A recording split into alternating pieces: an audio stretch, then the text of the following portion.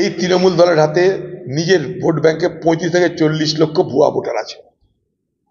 তৃণমূল দলের এই বৈঠক ডাকার মানে আগামী দিনে ভোট আসছে, তোমরা যে যা করেছো করেছো, যে যা করবে করবে, ভোটে জেতার দায়িত্ব কিন্তু তোমাদের সকলকে নিতে হবে। মেরে ধরে লুট করে চুরি করে মিথ্যা ভোট দিয়ে ফলস ভোট দিয়ে তোমাদেরকে দখল করতে হবে বাংলা, এই বার্তা দেওয়ার জন্য দিদি ওখানটাই ডাকছেন।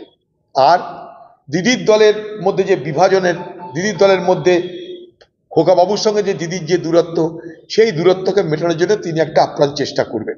তিনি দেখাবেন যে এই দলে আমি প্রথম, আমি শেষ, আমার আগে কেউ ছিল না, আমার পরে কেউ থাকবে না। এই দলের আমি রক্ষাকর্ত্রী, আমি ধ্বংসকর্ত্রী, আমি জন্মদাত্রী। এই দলকে আমি তৈরি করেছি, এই দলকে আমি পুষ্ট করেছি, এই দলকে আমি খতম করব। অতএব আমার আগে কেউ ছিল না, আমার পরেও কেউ থাকবে না, আমি আছি, আমি শেষ। সর্বত্র মেয়েদের, বাংলার মেয়েদের জন্য নরক স্থান হয়ে উঠেছে। সর্বত্র মহিলাদের উপরে সারা বাংলা জুড়ে যে অত্যাচার হচ্ছে, তার হিমশৈলের চূড়া আমরা দেখতে পাচ্ছি। তারপরে যে কোথায় কি হচ্ছে আজকে ভাবাও যায় না সেটা। কারণ মানুষের কথা বলার অধিকার কেড়ে নেওয়া হচ্ছে। মুখ বন্ধ করে অত্যাচার সহ্য করো, ধর্ষণ সহ্য করো, অপরাধ সংগঠিত করবার সমস্ত অত্যাচার সহ্য করো, দুর্নীতি সহ্য করো, মুখে কিছু বলা চলবে না, মুখে কুলুপ। বলতে গেলে নেমে আসবে তৃণমূলের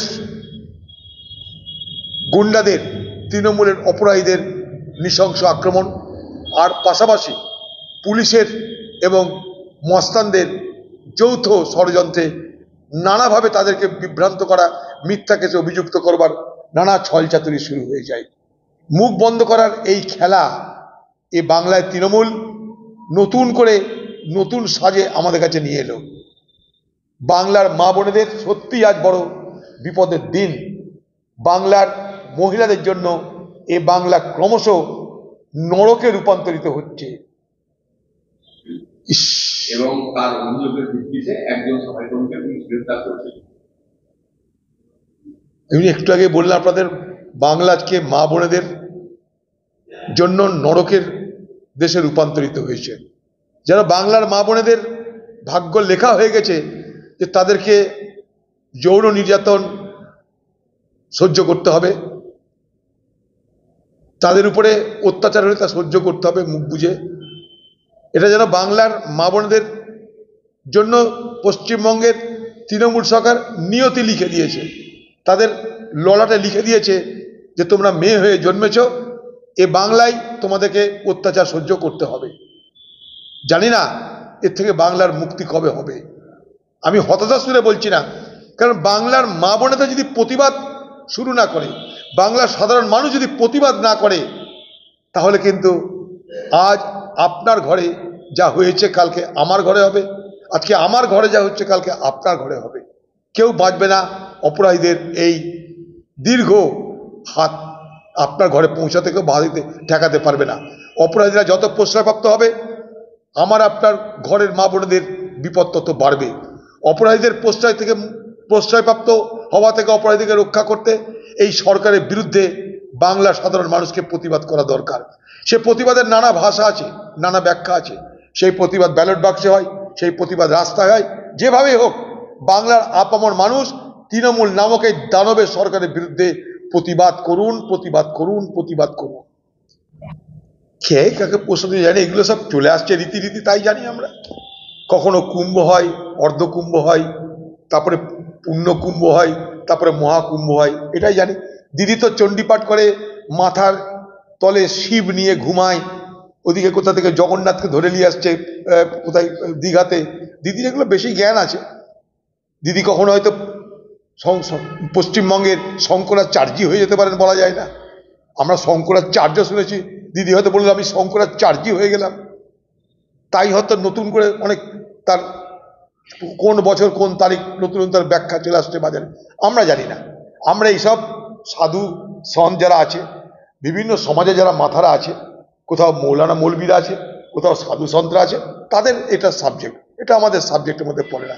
144 বছর সেটা মেলা হবে না 144 ধারায় দিদি তার বিরুদ্ধে প্রতিবাদ জানানোর বিষয়টাকে বন্ধ করবে, আমাদের জানা নাই।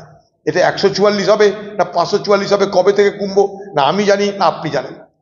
চলে আসছে, বলা হয় আস্থা বিশ্বাসের উপরে চলে আসছে। সবাই ওখানটায় ডুবছে, চান করছে, বলছে আস্থা কি ডুবকি লাগা রায় হ্যায়, অর্থাৎ আস্থা আছে তাই আমরা সেখানটায় মাথা নিচু করে চান করছি, জলের মধ্যে ডুবিয়ে চান করছি, কারণ তাদের বিশ্বাস তাদের পূর্ণ হবে। তো সেটা 144 বছরের না 1044 বছর, সেটা বলার ক্ষমতা, জ্ঞান, ব্যাখ্যা আমাদের জানা নাই। আমার তো জানা নাই, দিদি জানা থাকতে পারে। তিনি অনেক বেশি পড়াশোনা করছেন, তিনি চণ্ডীপাঠ করেন, নিজে মুখে বলেন। তিনি ব্রাহ্মণের সন্তান, আবার বাপরে, তা তো বেশি জানবেই। তাহলে ব্রাহ্মণের সন্তান বেশি জানবে, চণ্ডীপাঠ করে, মাথার নিচে শিব নিয়ে ঘুমায়। শিব হয়তো দৈব শক্তিতে বলেছে যে জানো তো আমি 144 বছর না অনেক আগে থেকে আসছি, বলে দাও তুমি। পুলিশের দাবি তো থাকবে, পুলিশ তো আসামিকে বাঁচাতে চাইছে।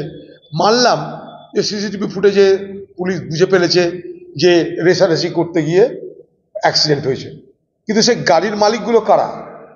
একটা গাড়ির তো মালিক জানলাম, যার মৃত্যু হয়েছে তার, কিন্তু বাকি আরেকটা গাড়ি যাদের মধ্যে রেষারেষি হচ্ছিল তারা কারা, তারা কে?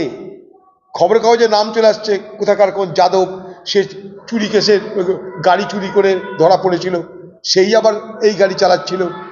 সেই সেই সেই সেই সেই সেই চালক কে, তার সঙ্গে কারা ছিল, তাদের পরিচয় কি, এটাও তো জানা দরকার আমাদের। পুলিশ এখানটায় খুব পরিষ্কারভাবে, পুলিশ এখানটায় আমার নিজের ধারণা যে সরকারি পক্ষের লোক, কথা তৃণমূলের লোক বলে, তৃণমূলের নির্দেশে পুলিশ ব্যাপারটাকে এখন থেকেই বিপথে চালিত করা এবং মানুষকে বিভ্রান্ত করা এবং তদন্তকে পথভ্রষ্ট করার জন্য তারা সচেষ্ট। খুব পরিষ্কার এটা। একজন মারা গেল, আমরা জানলাম তার পরিচয়, আরেকজন কারা, আরেকটা গাড়ির মালিক কারা, তারা কোথায়, তারা সব হা হয়ে গেল কেন? যদি কেউ অপরাধ না করে থাকে, খুঁজে পাওয়া যাচ্ছে না কেন? তাদেরকে কি সরিয়ে রাখলো পুলিশ, তারা নিজেরা সরে গেল কে, কিভাবে? কেন মানবে পরিবার এই দাবি? ঠিক করছে, পরিবার মানছে না। পরিবারের না মানার যথার্থ কারণ আছে, আমরাও মানছি না, আমরা পরিবারের সঙ্গে আছি। একটু এই সেই কথা বললাম আমি, যে যদি পুলিশের সঙ্গে যোগসাজশ না থাকে, যদি তৃণমূলের লোক না হয়, তাহলে এরকম ঘটনা ঘটতে পারে না। হঠাৎ পুলিশ শতপবিত্র হয়ে অপরাধীদের বাঁচানোর জন্য ময়দানে নামতে পারে না যদি সেখানে তৃণমূলের লোকজন না থাকে।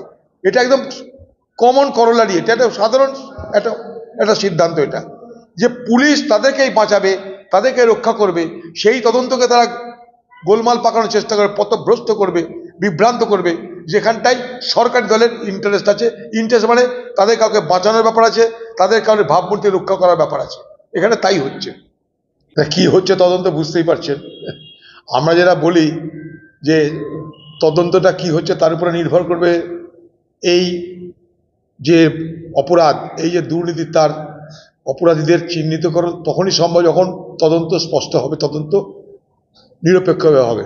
কিন্তু এখানটাই দিদি আর মোদি, তাদের মধ্যে জানি না কি গোপন সমঝোতা আছে।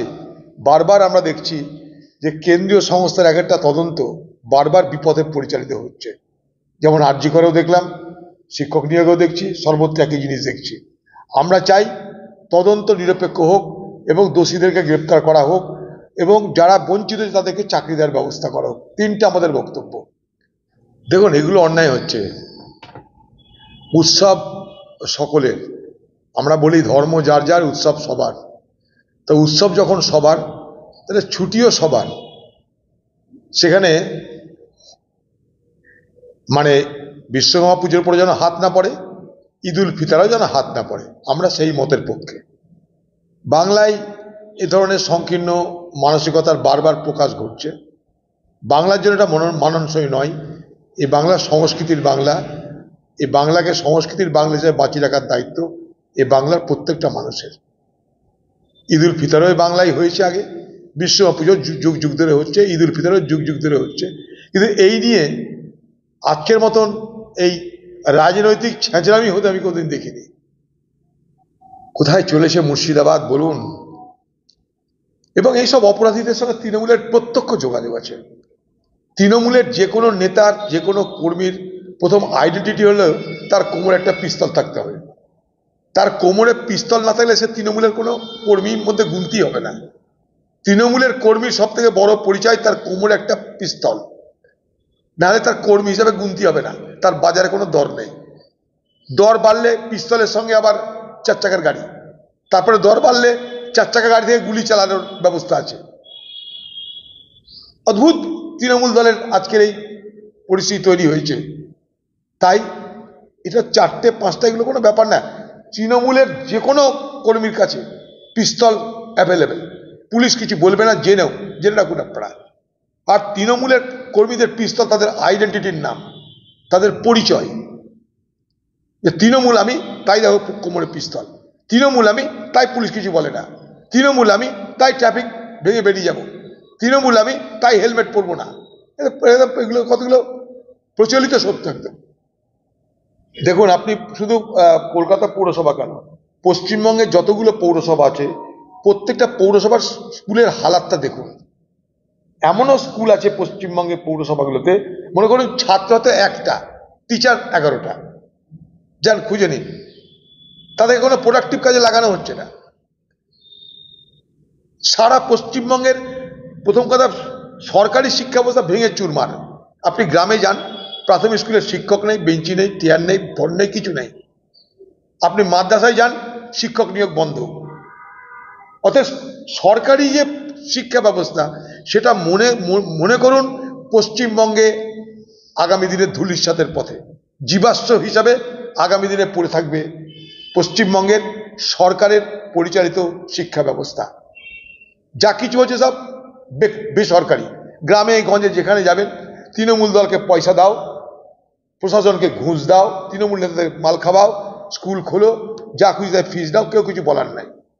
এবং খোলা সেখানটায় বলে দেওয়া আছে যে ভাই পরীক্ষা দাও, টুকলি যদি করো তাহলে 2 ঘন্টার মধ্যে পরীক্ষা শেষ করতে হবে, টুকলি যদি না করো তাহলে 3 ঘন্টা তোমাকে লিখতে হবে।